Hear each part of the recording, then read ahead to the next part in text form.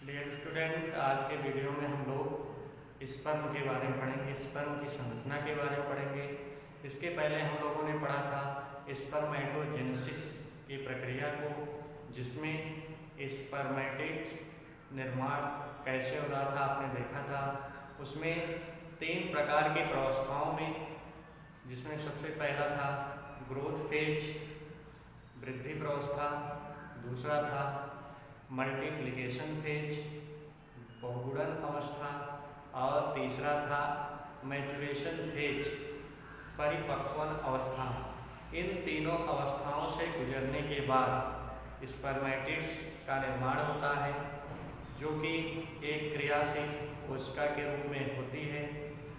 इस कोशिका में कुछ परिवर्तन के फलस्वरूप स्पर्म का निर्माण होता है।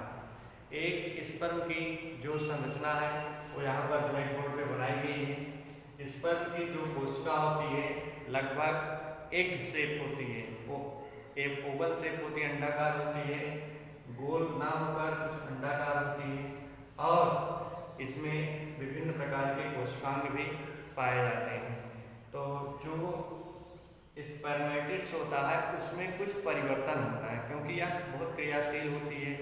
और इस कोशिका में कोशिका के लगभग सारे ऑर्गेनेल्स जैसे nucleus, mitochondria, Golgi body, endoplasmic reticulum आदि, सेंट्रियोल आदि पाए जाते हैं।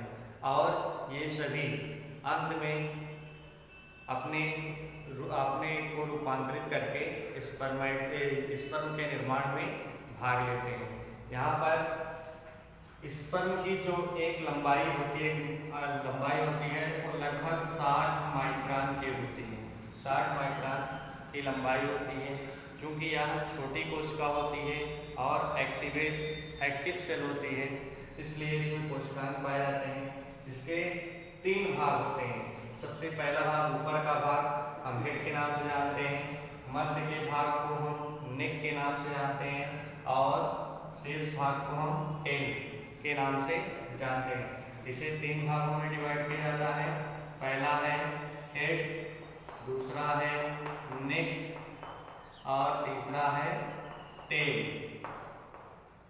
ये 3 पार्ट इसे स्पर्म सेल के होते हैं।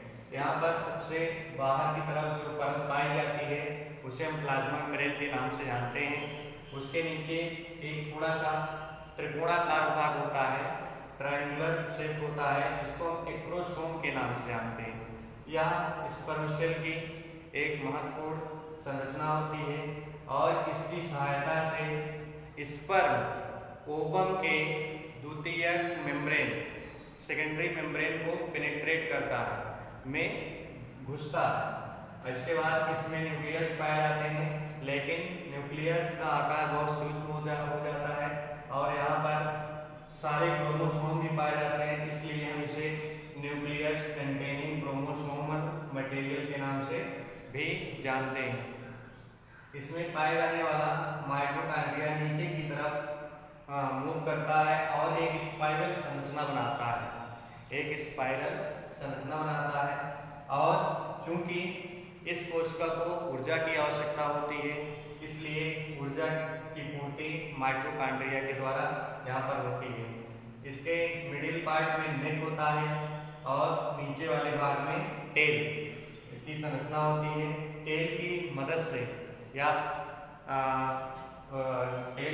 से जिसे हम लोग बैक्टीरिया में कशाभिका के नाम से पढ़े थे, उसी प्रकार की यहाँ भी संरचना होती है, और इसकी सहायता से स्पर्म आसानी से मूवमेंट करता है, गति करता है, और इस प्रकार स्पर्म आसानी से ओवम तक पहुंचकर उसे फर्टिलाइज करता है। तो यहाँ पर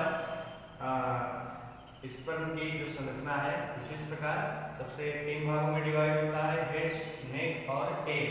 और लगभग 60 माइक्रोन लंबी कोशिका होती है, और इसकी सबसे बाहरी परत आवरण जो होती है उसे प्लाज्मा मेम्ब्रेन, दूसरे को एक्रोसोम, तीसरा जिसमें न्यूक्लियस होता है, और इसी में क्रोमोसोम भी पाए जाते हैं, इसलिए इसे न्यूक्लियस कंटेनिंग क्रोमोसोम मटेरियल भी कहेंगे।